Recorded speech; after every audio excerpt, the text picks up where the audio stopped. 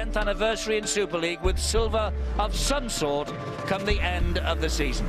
Well, much of that optimism is based around the fact that they've signed Todd Carney. Sadly, he misses out tonight with a calf injury, but St Helens will line up with some familiar faces returning after their own injury problems last year. Johnny Lomax at fullback's one. He last played in Perpignan in June. Luke Walsh isn't fit yet, so John Wilkin returns to the side at scrum half, partnering new boy Travis Burns, who's a close season signing from Hull KR. Up front, there's another debutant in the shape of ex-London Bronco Ateleve, who partners Joe Greenwood in the second row. And Lance Sohaya begins 2015 on the bench, having played just 2 minutes of the game he probably remembers little about, last year's grand final. For the Catalan Dragons, Todd Carney, Scott Giroux, they're absent. It means that Thomas Bosk and Ian Henderson are the half-back partners. Another significant signing plays in the centres, the Queensland State of Origin and Test star Willie Tonga making his Super League debut. In the forwards, Remy Casti has returned to Super League and the south of France after a year in the NRL with the Roosters, so one of the Dragons' favourite sons is back in the front row. Elliot Whitehead is now an England international. He packs down behind him. And there are French internationals all over the bench: Elima, Muniz, Garcia and Bousquet. Well, good crowd inside Langtry Park tonight for this, the opening match of Saints defence. And there we have John Wilkin, the new skipper for the Saints, on the right of your screen, and Catalan Dragons in their new colours for 2015, certainly when they play away from home. Remy Casti leading them out. John Wilkins leading his boys out on the left-hand side. Past the Super League trophy that St Helens lifted at Old Trafford last October. They ended an 8-year wait for the title, and they booked their place in the grand final here against the Catalan Dragons, winning by 30 points to 12 on October the 2nd. They'd be happy enough to start 2015 with a similar result to that. But they've waited a long time, the supporters, so have the players and everyone, for the start of Super League 20. Just over 3 months since that glorious night at Old Trafford. And tonight, Steve-O, can they get their defence underway in winning style? Yeah, well, they'll start very confident. We mentioned they did it without the likes of Johnny Lomax, Luke Walsh, and of course for quite a long time, the man that's the captain tonight, John Wilkin. And they must feel very, very interested in regard to retaining that trophy. There is so much talent out on that field tonight. Okay, Todd Carney, Luke Walsh will not be appearing this evening, but you go through the two fullbacks, Johnny Lomax, Morgan Escaray, absolutely superb players, great stars. Travis Burns came from Hull Kingston Rovers, a lot of pressure on him, and a lot of pressure on this fella as well, Ian Henderson. Normally the hooker, he'll be playing at standoff tonight. A few changes in many places, but I'm looking forward to the clash between James Roby and Pelissier. That should be superb tonight. So the Saints against the Catalan Dragons. Catalan will attack from right to left as we look in the red, yellow and blue outfits. Saints, of course, the white jerseys with the big red V. Just waiting for the youngsters to clear the field. Referee Phil Bentham blows the whistle. Here we go. St Helens' defence of their crown is underway. Makinson was underneath the kick-off, and there's a drive from Alex Wormsley, and already there is a player flat out on his back. Time off. And there's a problem here for the Catalan Dragons in the opening 10 seconds. Is it Willie Tonga? I think the left centre here now. That's his start in Super League. Attempted to tackle Alex Wormsley isn't easy, and I think he's got his head in the wrong place at the wrong time. Okay. Yeah, you're right, Phil. He just couldn't get it to the right-hand side or the left-hand side. Got it right in the middle, and that is always a dangerous thing. And with the new regulations regarding head injuries, that might last a couple of years. He came over to the Super League saying he wants to prove any doubters wrong in the Super League competition. Well, the first tackle of the match has resulted in him leaving the field, and a long delay at the start of this match. So the players now who are continuing on, it's a difficult job for them because they've had about 8 minutes and they've tried to keep warm, and as you've mentioned, they've tried to maintain the adrenaline levels, but it's starting again. It's like the first whistle. Certainly is, and you can see that the big fella, Alex Walmsley, is getting himself involved. Obviously, the new coach, Kieran Cunningham, wants to get a lot of effort out of the big prop forward, especially give the good 15-20 minutes. That's Morgan Escaray, who was met by a solid tackle from Televe. This now is Ian Henderson, who has gone into dummy half, the first time that the Catalan Dragons have got the ball in their hand. There now is Pellissier. He gets the pass away to Zed Tea. It's quite clear straight away. St Helens, their defence, talk about a side getting out of the blocks. Look at that. They are forcing the Catalan side into one-out football. The French outfit has yet to get a second pass. They'll get it on this occasion, and that's the first we've seen in this first half. Yes, and that was Thomas Bosk, who laid the ball off to Jeff Lima, who plays the ball to Pellissier. Here's the kick from Escaray, but not the best, straight into the arms of Tommy Makinson. Yeah, really could have put it a little bit further over the top, or maybe just drilled it into the ground, but it was so easy there for Makinson. But straight away, Eddie, you can tell this St Helens outfit, they really mean business. Well, it's Kieran Cunningham's first game in charge, this, for St Helens. He's one of 6 coaches under the age of 40. Sean Wayne, who we saw last night in charge of the Wigan Warriors at Widnes, he's the elder statesman of the competition this year. He's 50. And Travis Burns just laying the ball off to Televe. He thought about the little pass to Josh Jones, then thought better of it. Roby infield to Burns again, and here's Wilkin, shaped to kick, then gave it wide to Greenwood. Greenwood gets his hands free and finds Turner, and Turner is just ankle tapped by Pellissier. It's the turnover, though. Did they misread the count then? I'm not so sure, Eddie. I think perhaps that Kieran Cunningham would have been quite happy with the fact that, you know, they kept the ball alive. Okay, they've allowed the turnover, but the way that the defence... You just watch this white line now. Bang, look at that. Again, one out football. They've been forced into it, the French outfit. Coming up to 3 minutes on the clock, and still waiting for the first try. We've had the first serious injury here at Langtree Park with the departure of Willie Tonga. During the course of that injury, did you catch a glimpse of Sean Long? It's a brand new look for Sean, isn't it? A very heavy beard. Okay, Josh. Maybe he's been having a word with Kyle Amor as to how to grow it. This is Whitehead, who gets the ball wide. Maybe he wants to swim the channel, Eddie. Hold, go. And the ball is with Escaray, left-footed straight down the middle of the field, and Makinson collects it on the fly. They've got to improve in that department. Very difficult, though, isn't it, with Makinson, 2 wingers and a full-back covering that part of the field on that catch.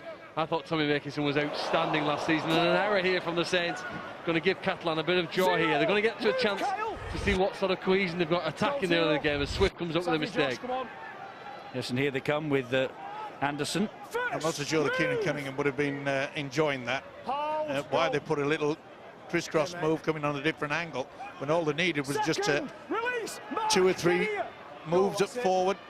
Just take the tackle, settle things down. Now they're under pressure. They are, because that was a good ball from Thomas Bosk. Good movement behind the ball as well. There's another French player on the deck. Thomas Bosk, as he passed the ball, he was hit. It didn't seem late from the angle I was at there.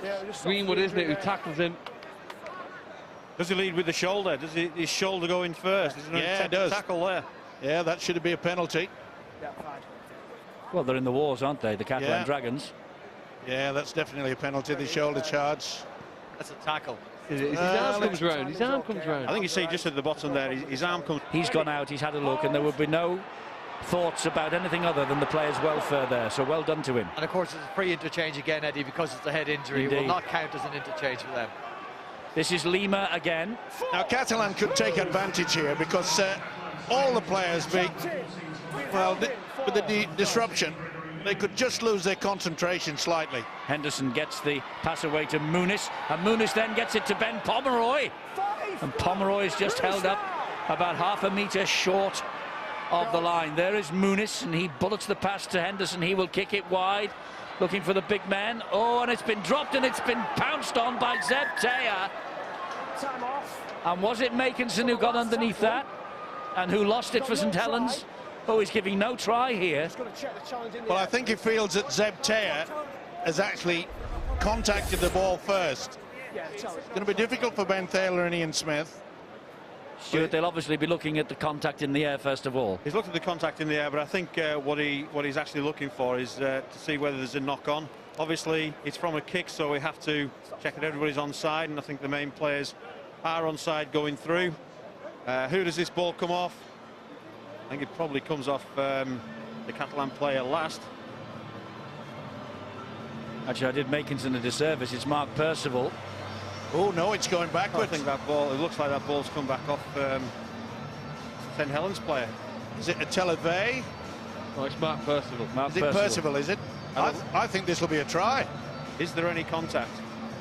Any contact by Taylor you're looking for now? There. That's it. But the referee's given it as no try, so there has to be certainty from both video referees for this to be given. I'm not sure that they can definitely say that there's no try there. But I think from that angle, it may well look like Bayer hasn't got up high enough to make contact. In the playoff game here, all of these decisions went against the Dragons. They need an element of luck to win a game. What do you think? I'm going to try. I think it's the try. I think so too.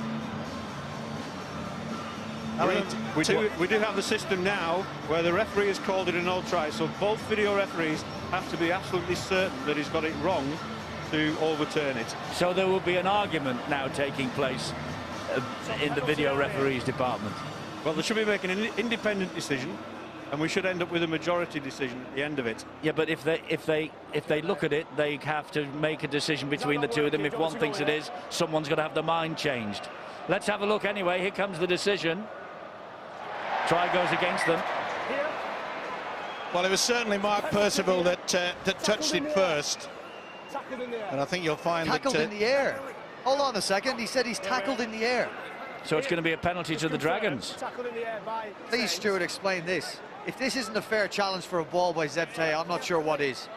Well, my focus was on the ball and the two of them challenging for the ball, so I'm not really sure where that penalty is. It's a penalty now to the St Helens team. That is ridiculous. Well, I can't see. He's allowed to go for the football. He makes no attempt to go for the man. That's just ridiculous.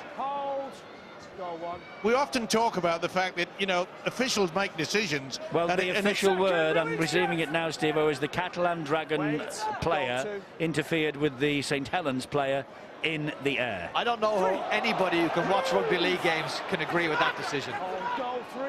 Well, the game carries on. Oh, that's good.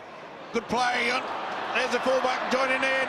Yes, Lomax halted by the tackle from Muniz, and a penalty coming here now because Muniz worked Johnny Lomax on the ground. Well, let's take another look at this no-try decision. Remember, number 18. He's going for the ball. Well, it's the number 18 for the Catalan Dragons. 18, 16, 11 and 12. That's nothing wrong with that. If you lose it, you've got to come straight off. Well, I think probably the worst thing that happened in there was perhaps an escort by Travis Burns, who pushed the Catalan player off. But the focus was on the catch in the air, and you know, I think that should have been playing from there. I didn't see a penalty in that. And the fact of the matter is that Phil Bentham had already given no try.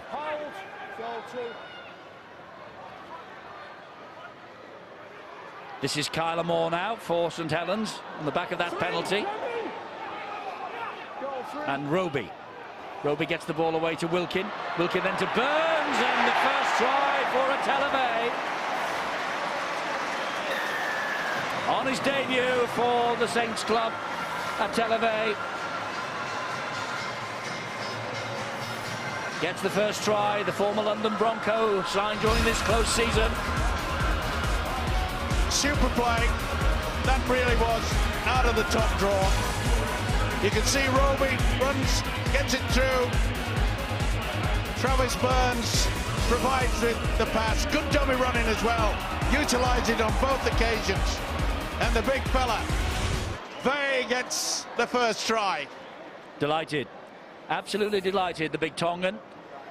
He missed the first 4 of last year with the Broncos, and then he figured in 23 of the 24 remaining in Super League, and Kieran Cunningham and St Helens moving quickly to bring him here once the Broncos were relegated. That's a good start for him, and what a disruptive start for the Catalan Dragons, it has to be said. Try disallowed, 2 players off the field. Not the best start for them, but St Helens won't be worried about that. Tommy Makinson to take this kick at goal, trying 4 goals in the Wigan pre-season a couple of weeks ago, and no stranger to the kicking department. But Travis Burns, of course, on the field, had the job for Hull KR last year, but they're sticking with Tommy.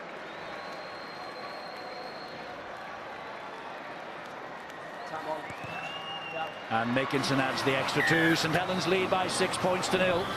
Yeah, Champions up and running. Good combination. Travis Burns, John Wilkin, and it was all started with the quick running from James Roberts from dummy half. Combination, 2 half-backs, that's all you want. Big fella coming out, very short pass.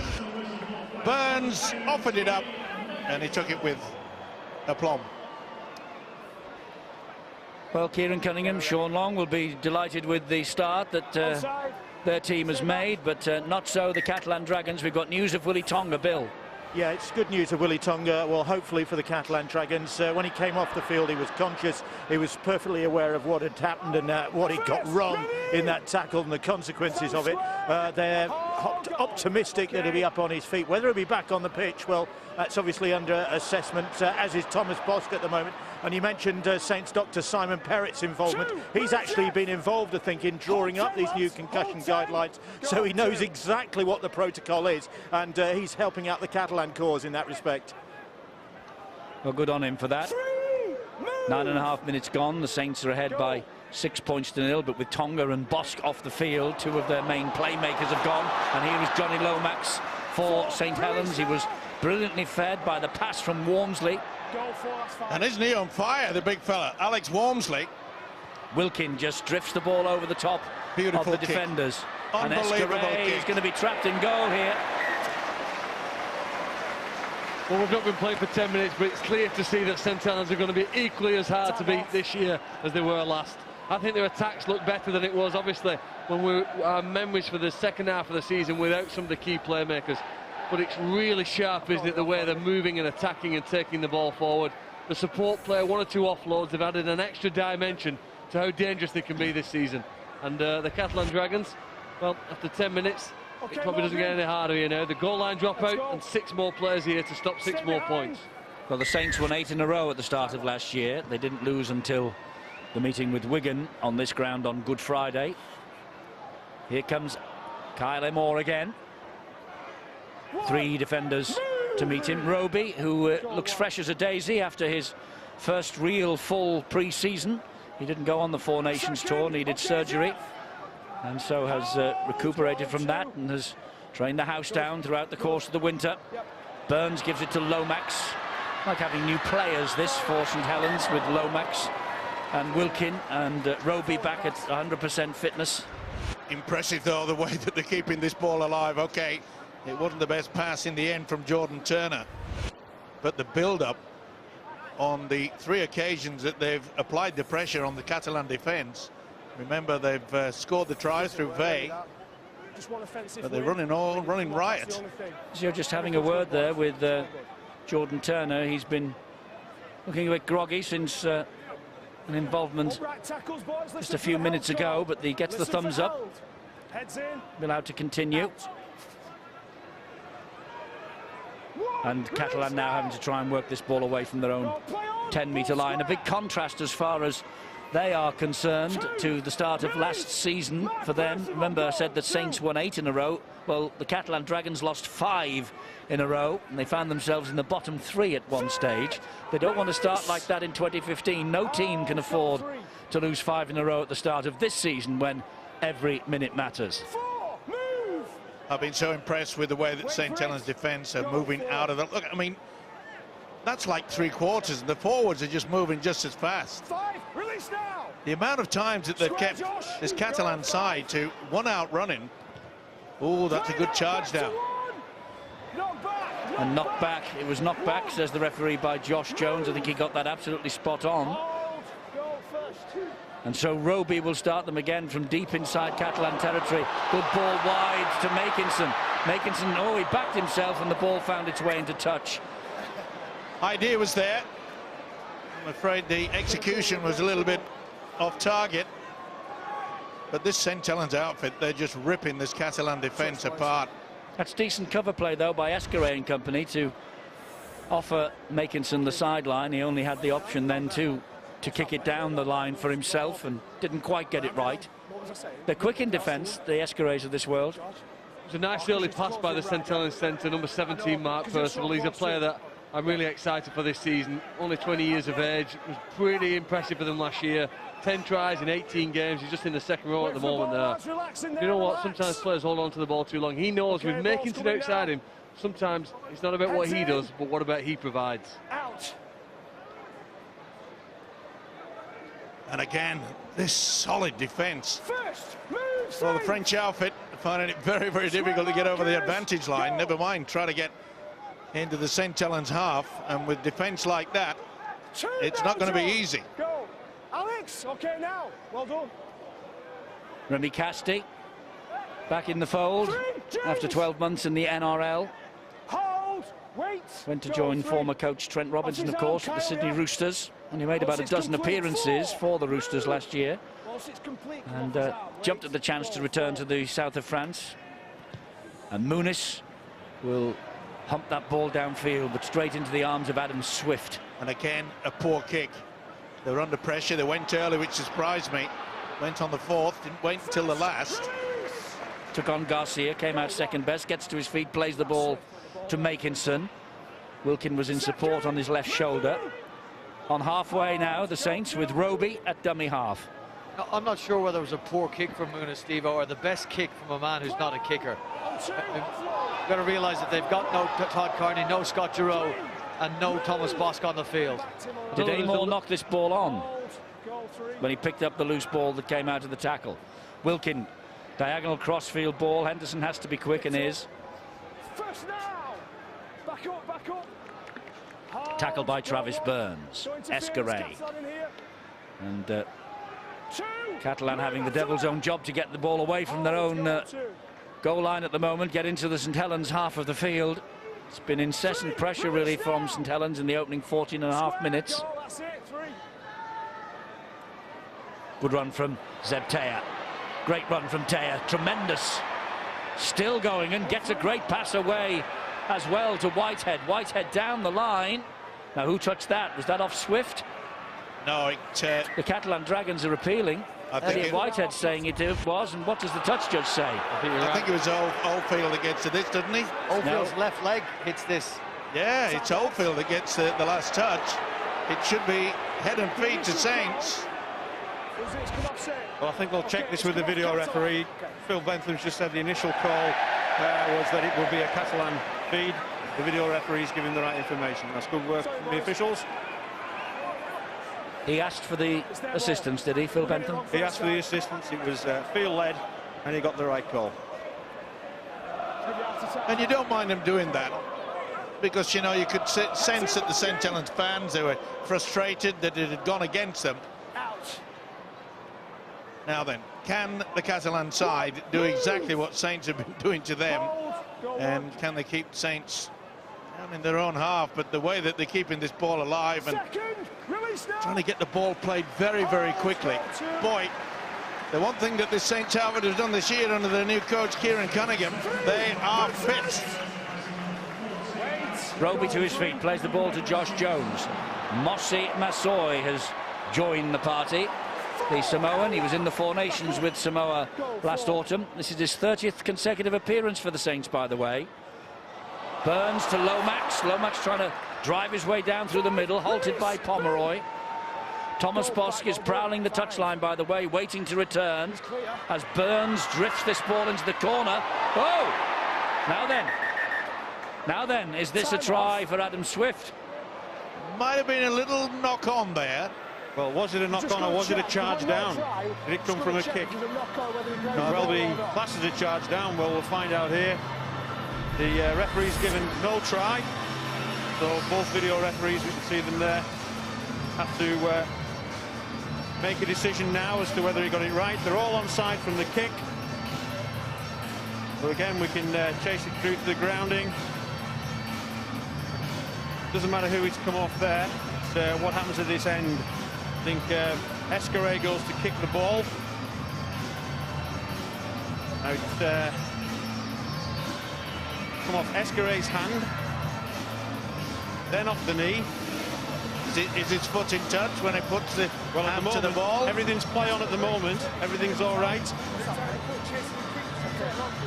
Well, I'm thinking about the Four Nations, and I'm thinking about the Ryan Hall try that never was in that match against Australia late on. Well, we've probably got a knock-on by Escaré here, so that's a knock-on there as we move through. So what happens after that? So it comes off Escaré's hand in the forward direction. Then off the onto knees. the leg. His foot's in touch at the moment. At what point does he touch the ball? Well, I think his foot comes off the ground when he gets down to the ball. But does he ground it correctly? Well, does he have 1/24th of a second of downward pressure like they claim that Ryan Hall did in that Four Nations match last autumn? Well, we'll forget about that claim because we all know that was a try. So we'll move on from there. This could be given. It's not. Stuart, you better explain this one. Well, I think they must believe that the referee was right, and so we've just moved on. Foot in touch is the version of events. Foot in touch. Well, isn't it amazing? When he touched the ball. Isn't it amazing, Eddie? We are 96 minutes into the season, and all we're doing is talking about the officials. Well, it's a bit difficult not to when you're talking about video referee decisions. Oh, you saw a foot in touch, maybe, Stuart, when he touched the ball. I didn't see it. Yeah, well, I would have looked a bit closer at whether he touched the ball or not, and what position it was there. But they've gone with the first knock-on, which is why we've got a goal line dropout. Foot's lifted. Well, again, explain that. Anyway, the game goes on, and Catalan are under a lot of pressure. It would not surprise me that the Saints pick up another try here. Goal 2. This is St Helens on the charge with Burns, and he gives the ball then to Joe Greenwood, who was nearly through the line. They're appealing for a knock-on against him. Time off on 3.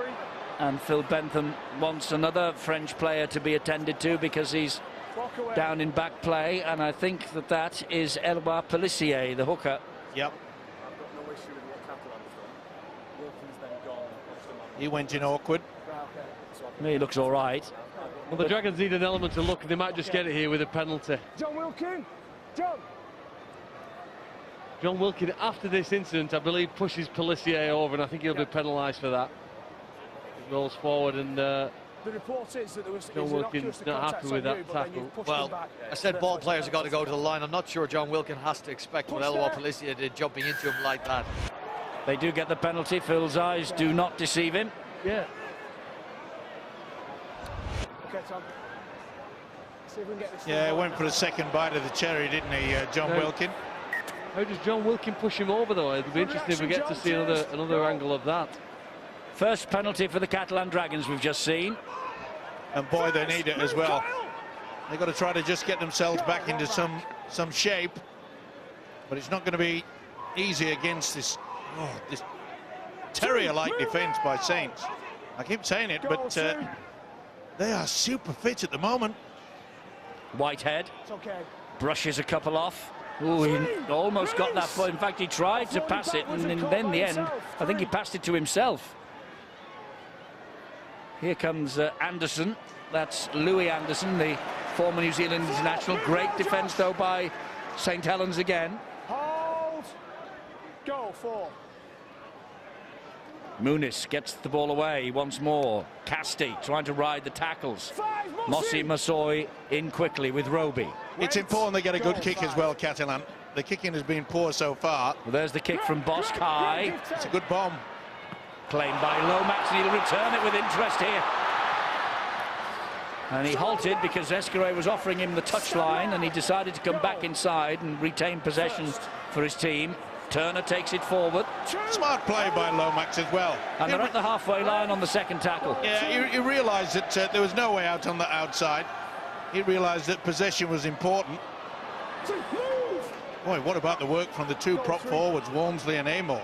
Bosk with the tackle. You'll notice that he has returned from the dressing room, so plainly there wasn't a major problem with concussion for him. Still no sign of Willie Tonga, of course. Mossy Masoi stopped dead in his tracks. That takes some doing, and it was Remy Casti who did it. Travis Burns. Burns then to Vey. Quickly through the hands and forward to Percival. Yeah, just a little bit too smart. Probably buoyed by the fact he scored the first try, Vey. Let's get straight down to Bill.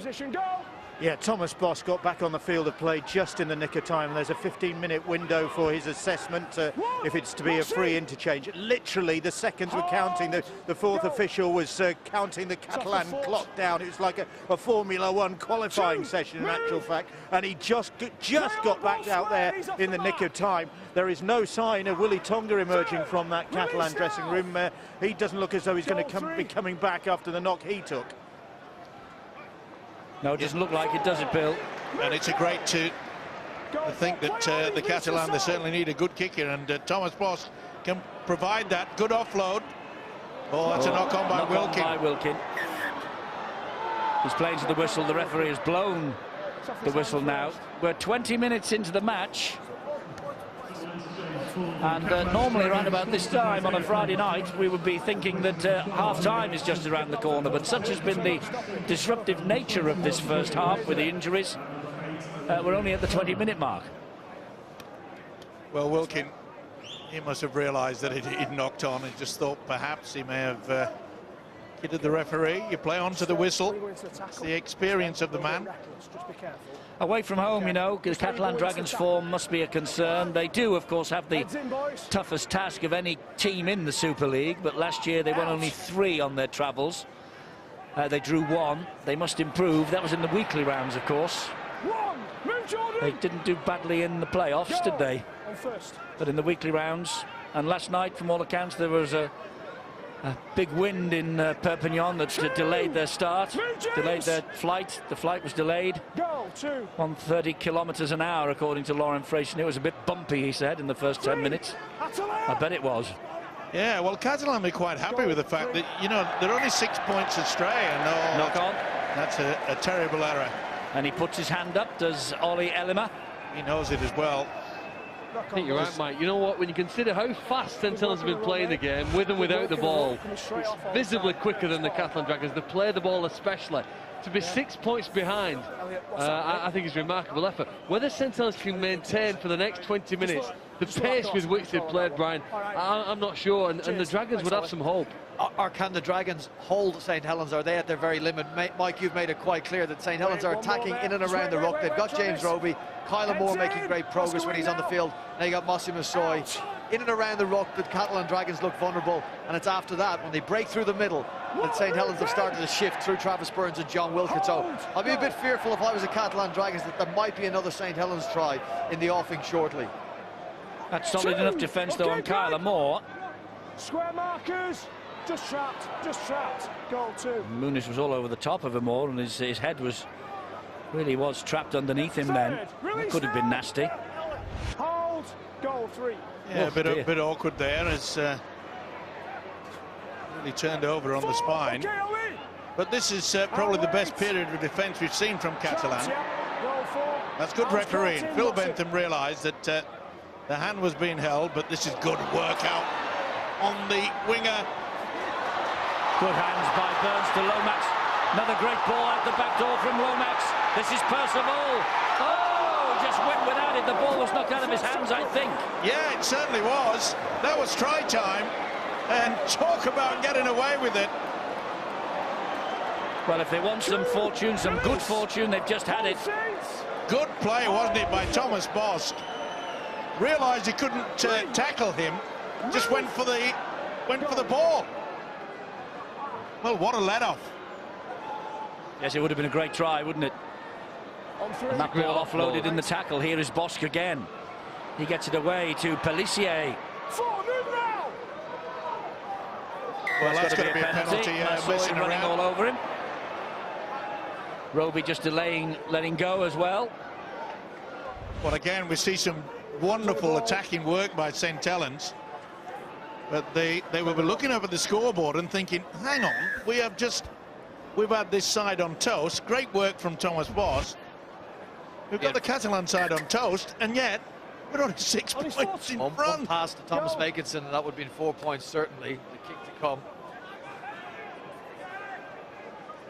Julian Busquet. One, okay, John. Getting the Dragons over the halfway line. Hold. Go one. Pelissier to Elima. Two. Taking on Roby, forcing him James. back a bit, helped out by Go, Josh two. Jones. He makes the tackle. Here comes Pelissier again. Just a stuttering little run from him, really, inviting the Release. challenge that came from Wilkin. Elliot Whitehead Hold. saying, Go how three. long does he have to hang on to him before he gets up and allows us to play the ball? Four. Elima Surrender. takes it forward again. Stand now. Go 4. Pelissier 20 metres out with Henderson. Bosk That 4, boy. Go. gets the pass away. Oof. 5. Good work by Release Mark now. Percival there. Came in on the angle. Benjamin Garcia it was. Bosk with a little dink over the top. Well claimed by Makinson. Referee says play on. Did he jump from the field of play? That's the Yeah. ruling. And he did He's got jump it from right, the field yeah. of play, and then he ran it dead, so it's a goal line dropout. He's got it right. Did Phil Bentham? Absolutely spot on.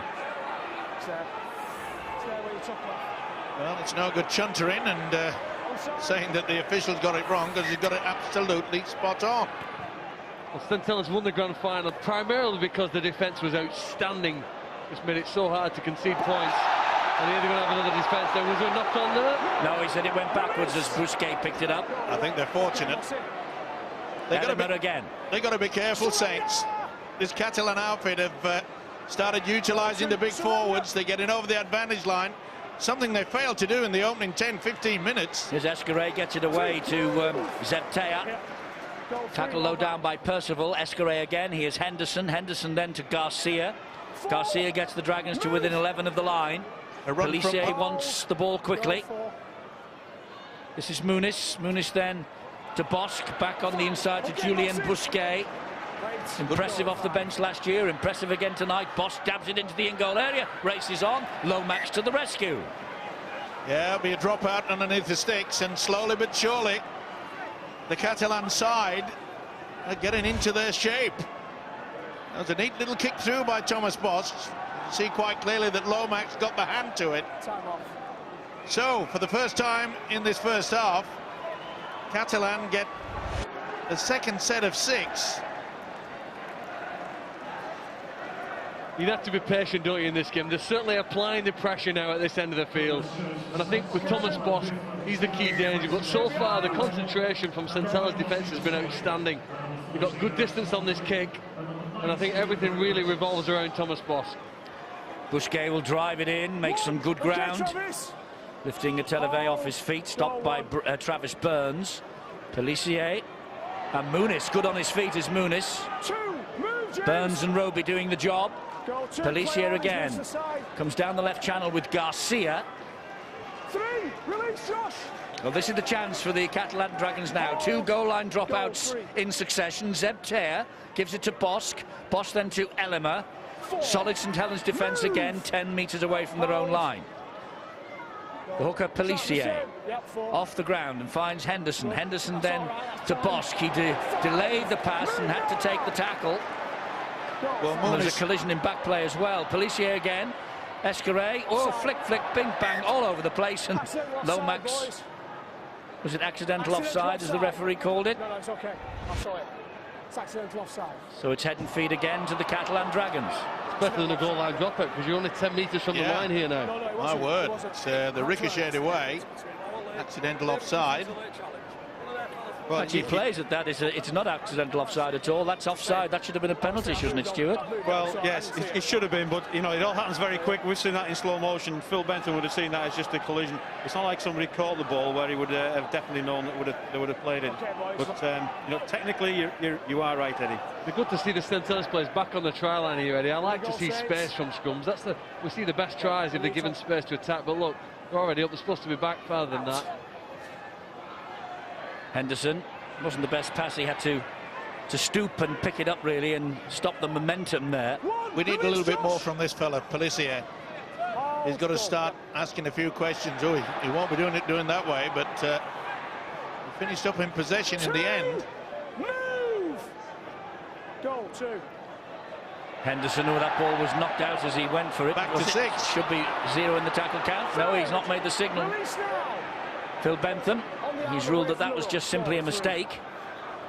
Here is Henderson again back on the inside, and Roby tried to nick that, and that's gone backwards. And I think that did come off of St Helens' hand. That should be wiped down. No, the tackle count continues on. Well, there certainly was a touch by a Saints player. Either way, this is Busquet. Pelissier, go on his own, throw the dummy. Release now. They're underneath the sticks, the Catalan Dragons. Can Pelissier do something? Gives it to Bosk. Bosk hoists it high, and Jordan Turner knocks the ball dead. It's another goal line dropout. This pressure is incessant. Certainly is. Good work by Turner, though. He took no chance of trying to claim that ball. Let's get out of here. The Saints fans are getting behind them, but this must be a frustrating moment for them. Our pictures tonight going live to Australia via Fox Sports. I wonder if Michael Maguire is an interested viewer down under, because we have the World Club Challenge Series coming up at the end of the month. Warrington St George started off on the Friday, Wigan Brisbane on the Saturday, and then this one at South Sydney against South Sydney here at the Langtree Stadium. Russell Crowe will be here, Michael Maguire will be here, the Burgess twins will be here, and we will be here as well. And it'll be a sellout here, Eddie. Believe St Helens, like Hull Kingston Rovers, selling out against Leeds. St Helens have sold that game out. Yes, they have. 18,000 tickets, all sold at Saints. And the hospitality suites being sold out here at St Helens in 48 hours. I can't a great wait. effort. Can't wait for it. And here is Henderson, who gives it to Elima. And Elima gets it away in quick hands, but too quick, and Jordan Turner has it. Now then, can they turn defence into attack? Yes, they can, because here's Adam Swift. Good play, good stepping off the left foot. Good job that Pomeroy got there in the end. Magnificent defence from St Helens it was. They had penalties against them. They had 3 goal line dropouts going against them. They've survived all that pressure, and look where they are now, deep in Catalan territory, and only 2 tackles gone. And that came about by sheer panic by the Catalan players, trying to keep the ball alive. Good work by Jordan Turner. Oh, Travis Burns has knocked it on. Knock on, yeah. Just drifted a little bit behind him. The brain was ticking over. He knew what he wanted to do, but I'm afraid he just couldn't take it. Well, we keep saying St Helens have been impressive, but they've made a lot of mistakes in half an hour. They've dropped the ball more than they would like.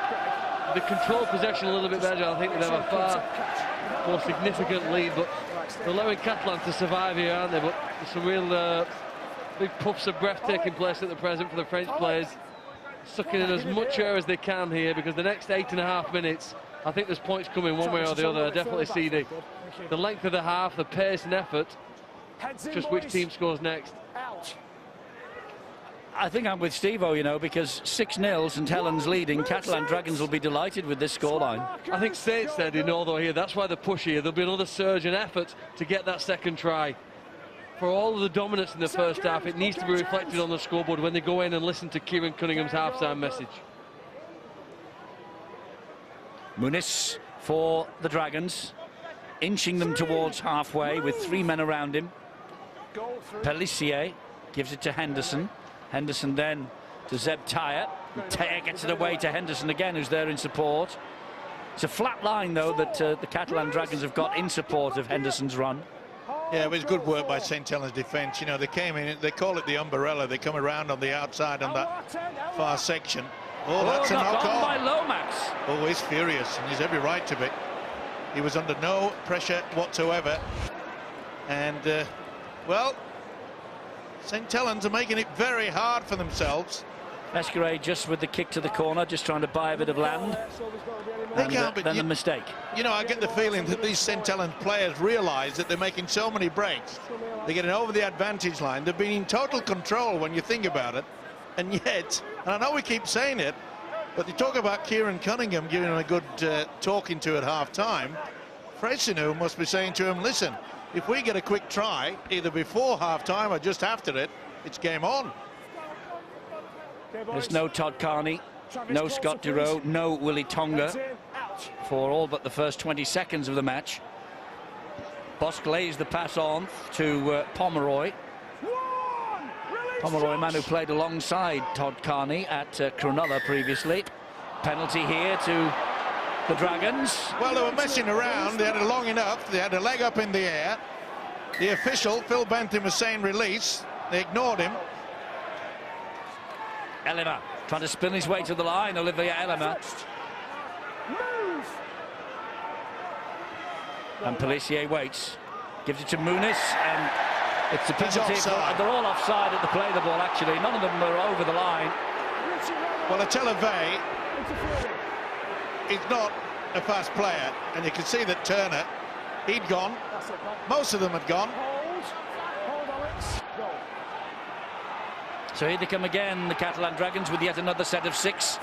And Muniz, under the considerable weight of they. Pelissier to Henderson. Knock on, and a free play. Percival's been called offside. That's why they've gone back for the penalty. So a penalty to the Catalan Dragons. Well, that's 3 penalties in a row, isn't it, that St Helens have conceded near their own line? Yeah. Don't they make that gesture with their hands then, Stuart, after 3 penalties? Well, it's very quick. The referees. I do know Percival's been called 3 or 4 times by the touch judge, and that's why he's been penalised. He's been called 5 times. Well, Percival was nearly in the Catalan line. It's 5 penalties in a row. No. But There's no team warning.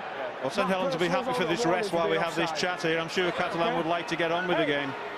And that was good work by John Wilkin. Good experience. Went to the official, needed a little bit of a breather to get themselves sorted out, and he's got it. Bosk pops it up to Busquet. Richards, they stand their ground. Burns round his legs. They've got to look at Thomas Bosk being the man that can create something. Henderson, short ball. No way through for Greg Muniz. Where's the fullback? Morgan Escaray. Pelissier to Bosk. There he is, Escaray. Good on his feet. Only Joel Monaghan last year scored more tries than Morgan Escaray. 29 he got in the Super League. Only Joel Monaghan of Warrington got more. Elima. 4. Move, Josh. Messing around on the floor again. Pelissier waits. There's Whitehead, England international now. Could have been after a flop. his first cap in Dunedin. John Wilkin came in very late there. That looked a flop to me. Escaray. Back it comes to Bosk. High kick into the middle of the field. Claimed by Lomax. Well, Travis Burns has just taken a Catalan player right out the way. And he's well done, Phil Bentham. He's picked it up. That's 6 in a row. 6 in a row, yes. And now they're on a warning. Here The we team is go. on a warning. It takes 6 penalties. Now we know. Well, I thought he'd give them a warning beforehand when Wilkin came to one. Taya loses the ball. It's stolen. 7 in a row. It's got to be in the bin, somebody. It's got to. See you later. He said, what for? Hang on. 7 on a row? He's not happy. Well, we've had stop, start, 7 penalties on a row. We often say that if you get 3 in a row, you'll score a try. Surely they'll get over this time with 7. Richards, the man who's in the sin bin. And he's gone for it himself as Pelissier, and I think he's got it. Yeah, he has. It's a try. The try is given to Eloy Pelissier, and there are boos all round this ground. Apart from that fellow, the Catalan Dragons supporter and the staff behind him, because Eloy Pelissier, after 7 penalties in a row conceded by St Helens, man in the sin bin, Pelissier had all the quick thinking in the world, quick tap penalty to himself, and he pitched the try. Yep. And this is where Bentham give it to him, and whilst they were all sort of arguing, Pelissier said, hello, I'm going unowned. That's quick thinking. He's such a talent, this kid. What a finish. Good position there by Phil Bentham, no doubt in his mind. And boy, this has turned the game around. Sheer frustration for Saints. They ripped this Catalan outfit apart early in the match. Silly penalties. It's game on. It is game on. He's a French international 14 times. He was a substitute in the playoff defeat here last October. But he got a try in the 22-40 defeat here in March. He's got a try here as we approach half-time that if Thomas Bosk kicks this goal, will level the scores up at 6-all. And the scoreline could have been anything, really. Bosk adds the extras. Saints 6, Catalan Dragons 6. It's amazing, Eddie. Who would have thought it? You know, the first few seconds, Willie Tonga gets it all wrong. Pelissier has put his side back into this game. That's a great effort. Well, some of those penalties are the reason why Catalan have had more than 5 times as many plays inside the opposition 20. St Helens really have had so little territory in the last 25 minutes. They started the game quite well. But if you think about that, they've done very well, Kieran Cunningham, to defend the line. Most teams can crash over sooner or later, but they've had 27 play the balls in the opposition 20 metres on the Dragons and just come up with that one try. Well, you got a glimpse there of Kieran Cunningham, one of the greatest hookers that ever played in the Super League and played this game.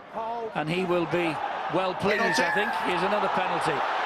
He'll be well pleased with the endeavour that Pelissier showed there as a hooker, a member of the Hookers Union, but he won't be pleased with the fact that his team have conceded the try. Well, there was hands all over the place. There he is. There's a statue to that young man outside this ground. And there's another penalty, of course, to the Catalan Dragons there. So that's 8 in a row. Well, discipline set, come on. Discipline plays a big part in rugby league.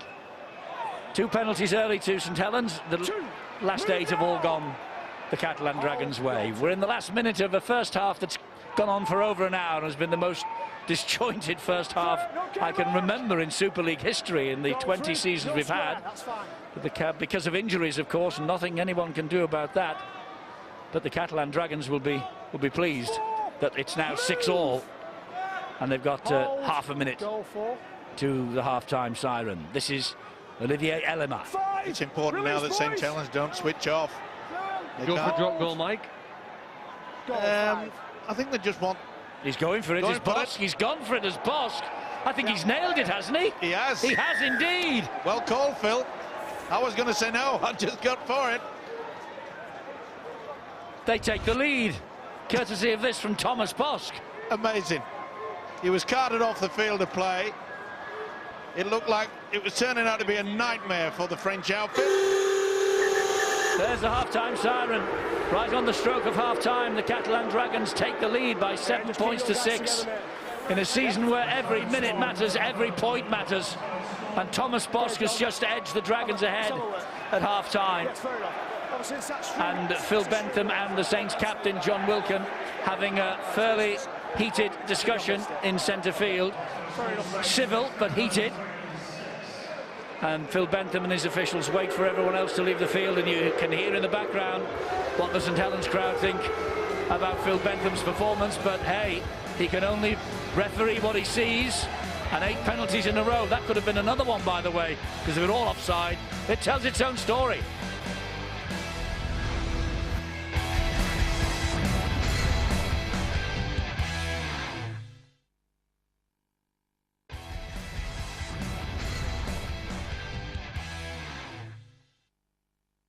Louis McCarthy, Scarsbrook.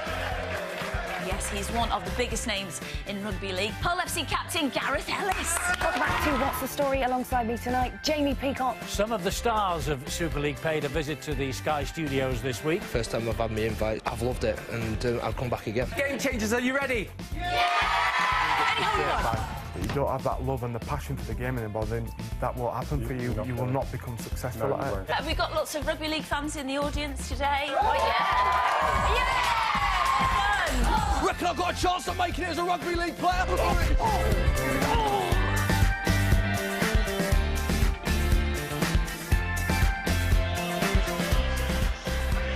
Yes, you're home of the Super League and only on Sky Sports in the morning at 10 a.m. on Sky Sports 1.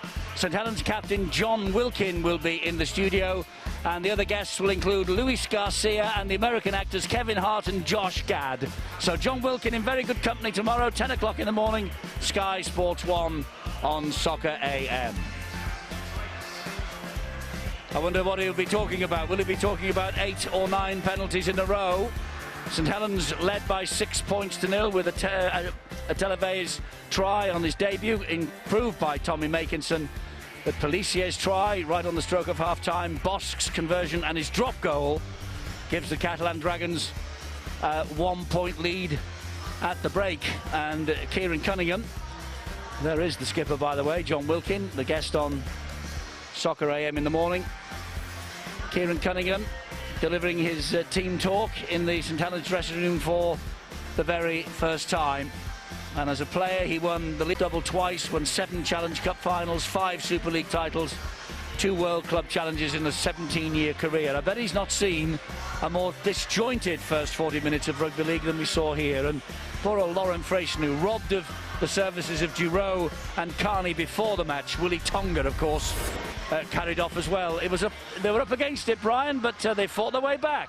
Can you believe the Catalan Dragons side lead by a point against St Helens? As you said, Willie Tonga went off. They had Thomas Bosk leave the field, and then they had that disallowed try. John Wells, I'll get your opinion on that one quickly. The disallowed try. Zebtea, try or no try? Wrong call. Try should have stood. Zebtea no, didn't contact the ball in the challenge. That went against them. Minutes afterwards, Atelier scored his first try for St Helens in Super League. And you want to have a look at Morgan Escaray's contribution as a fullback and perhaps how he could have stopped this try. Yeah, I think there's a lot to look at in this actually as well. So we'll get straight into it.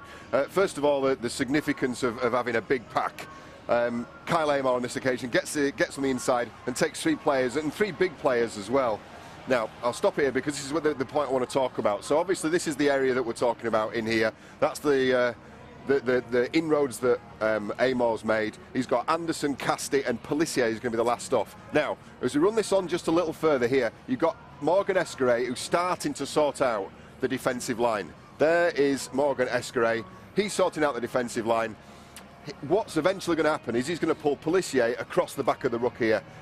Because he's late off the back of the ruck and he's just made a tackle, there's going to be little or no push from these outside men on the way up out this defensive line. He does have another option though. Another option that he has is to pull across Elliot Whitehead, because they've got 4 players sat on the short side. They're against 3 St Helens attackers. If he pulls Elliot Whitehead across the side here, he's got somebody who can then make a bit more of a forward momentum and take up the rest of these guys and give them a better chance of stopping what is a very well worked St Helens move. Now, it's Travis Burns who's been calling the shots right from the start. You remember this came from a penalty. Would it be concern for James Roby standing behind the dummy half that would make him leave Elliot Whitehead there till the last minute and not make him move? I just think, I mean, my personal opinion is having 4 players here on this short side is not needed really at that level. The indicator is very clear. The indicator is this man here. I mean, he's been calling the shots, he's been pulling the strings for them in that entire first half, and it's very clear, particularly off penalty plays, that's where the ball's going to go. And so it proved. And then just to highlight Attila Vea there, lovely run, and he'd been talking to Travis Burns as well for the entire time. So as we show this, it's perfectly timed. Lots of options out the back as well. And just look how stretched and passive that defensive line are on that open side now. I mean, we're talking about advanced skills here for Morgan Escaray. He's a really exciting attacking fullback, as we know. That sort of decision-making and quick decision-making on the fly, the plan B decision-making, will come with more experience. That was 6-0 St Helens after 8 minutes. After 36 minutes, the Catalan Dragons levelled up the scores with a try through Eloi Pellissier, but it took 7 penalties on their own line, conceded by St Helens. They seem happy to give away the penalties, perhaps concede 2 points. Ultimately, they got a team warning after 6, a sin binning after 7. That's the standard we know for this season. And then remember that, write that down, because that's we've got to stick to that. We've got to adhere that. Well, this was the 7th penalty in a row. And I think Kieran Cunningham and Sean Long will be very disappointed with that they've let indiscipline get them. But it's the reaction after this that worries me, because they have a player sent off. Travis Burns is remonstrating with the referee. John Wilkins in there as captain, trying to calm things down. What they should be doing is setting that defensive line and watching where the ball is. Eloi Pellissier, look at the contrast there in attitude. Eloi Pellissier grabbed the ball, and from this point here, there's absolutely no way against a set defence who've had a good 25-30 seconds. This set defence here should have been better space for a start. And Elwar Pelissier, there is no way that he should be able to go in and score with his back to the right. He doesn't even know what he's facing up against. And I just put that down to sheer enthusiasm from the Catalan Dragons that they've been able to do that. Lower body positions perhaps from St Helens. Are you happy with that? I just think the organisation from the start, if you get your organisation, your communication sorted, you give yourself a much better chance of defending the line. And of course, then you start to worry about how high you are going into it. Attila Vey's a much bigger bloke than Elwar Pelissier. You credit the Catalans Dragons attack and how they fought to get back in. It was unsurprising, wasn't it, how neither team could get into a rhythm early on with those two early stoppages, the injuries to Willie Tonga and Thomas Bosk. But I thought they did well towards the back end of the half. Very stop-start in that game, but the Catalan Dragons do lead, because following that try, Thomas Bosk popped over a one-pointer, 7 points to 6 in favour of the visitors, the Catalan Dragons. They've had it all to do. A second half awaits us, Eddie. Yes, it does, and this big crowd at St Helens turning up here tonight, hoping to see the champions start their defence in style under a full moon and on a very chilly February night. But they should remember their first ever visit to Langtree Park by the Catalan Dragons. February 3 years ago, they trailed 26-8. They won 34-32 in the end. Scott DeRoe's touchline conversion. What drama awaits us in the second half tonight?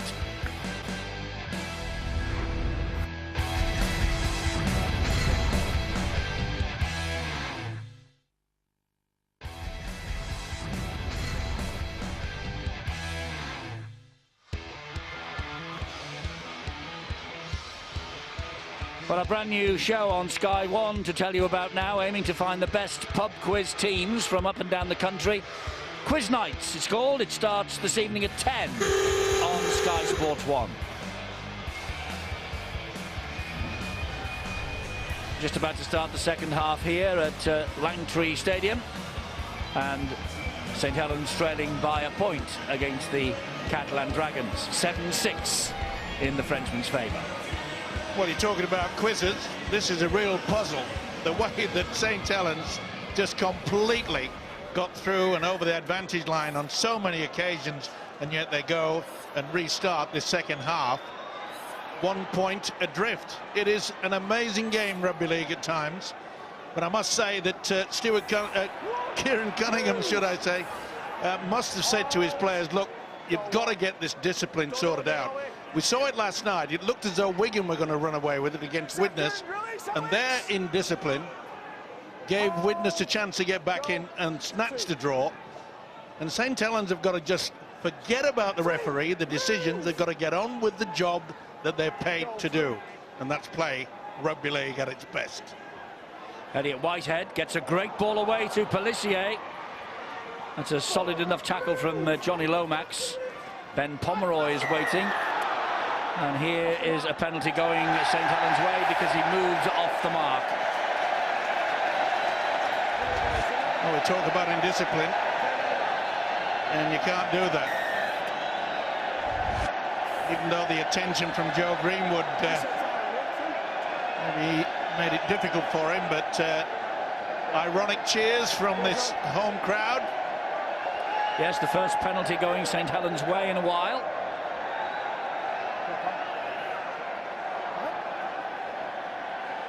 And the skipper will dump the ball into touch right on halfway.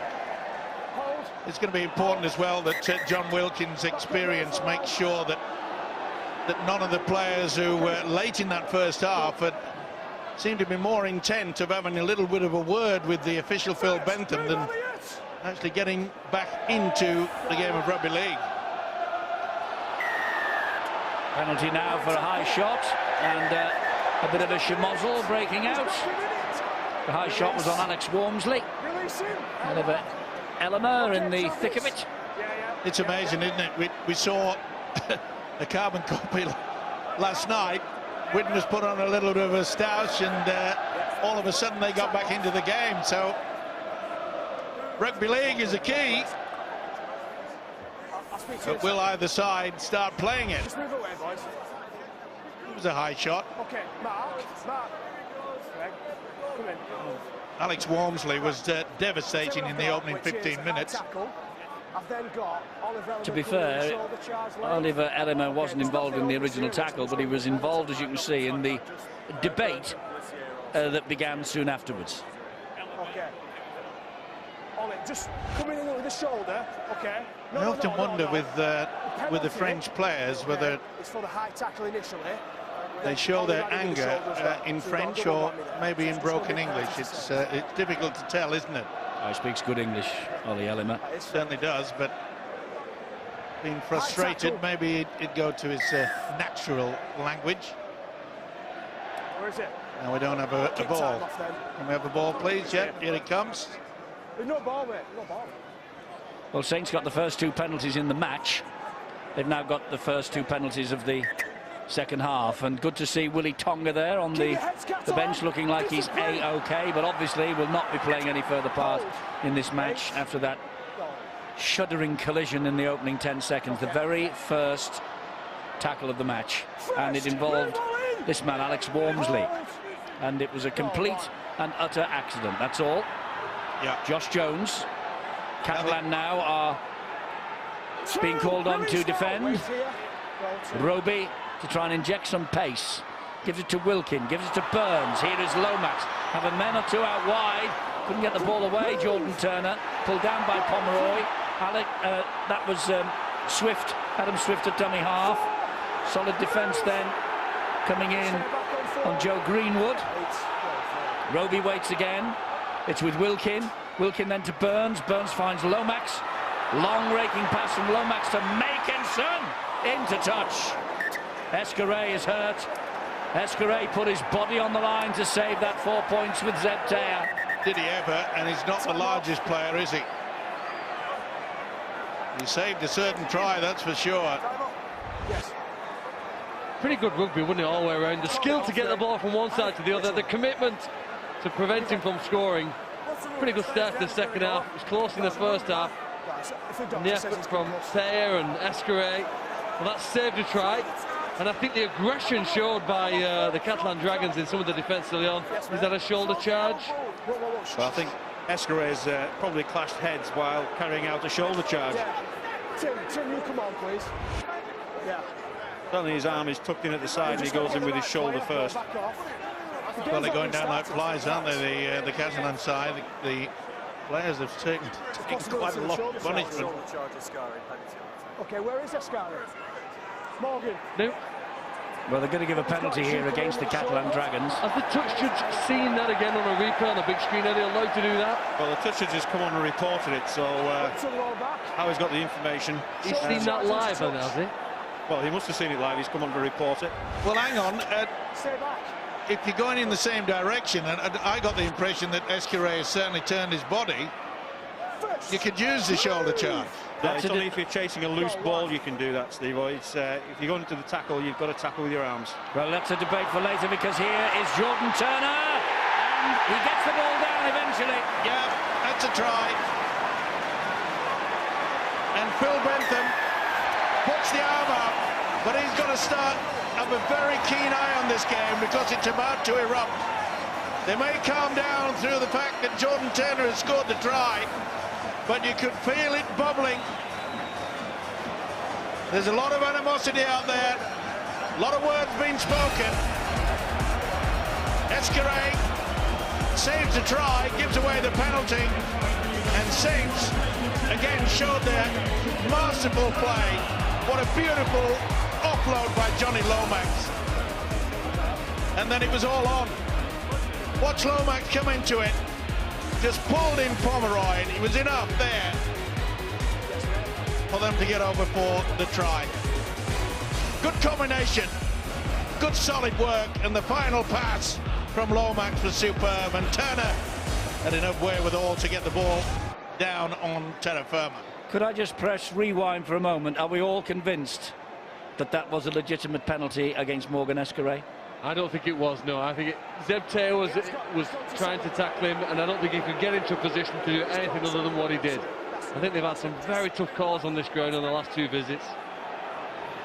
Well, I think you could look at it as a tough call, but, you know, if you look at it from the position he's in, his arm's tucked in at the side, and his shoulder makes first contact. So, you know, that's the definition of a shoulder charge. Eddie, what's interesting is twice St. Helens shifted the ball from one side of the field to the other. The first ended with this, Morgan Escaray conceding a penalty for what was called the shoulder charge the first. The second they scored a try. I'm sure when John Wells has a look back in the analysis, he'll see that Catalan Dragons were left with too many people on the short side. So when the try is conceded by Catalan out on their right-hand side, it's because they had players on the left clocking off, being too greedy with numbers and not pushing across and being honest. So sometimes it's the players out wide that get exposed, but the problem lies on the other side of the field. Makinson will, I was going to say miss, and he has missed, but it took an almighty swerve back towards the post at the last moment. St. Helens lead by 10 points to 7. Another interesting fact about that penalty that was given against Morgan Escaray, it was 53 seconds before Tim Roby intervened with the referee. I'll leave it at that. We can't cast any aspersions, but the fact of the matter is it was 53 seconds after the tackle before Tim Roby came on the field and spoke to Phil Bentham. Are you saying that he's had information? I'm saying nothing, only the fact that it was 53 seconds. It's a long time. You couldn't see it live, it was too fast anyway. Let's get some news on Willie Tonga. He looks all right, Bill. Yeah, good to see him out. He's sitting there on the bench between Todd Carney and Jason Materi.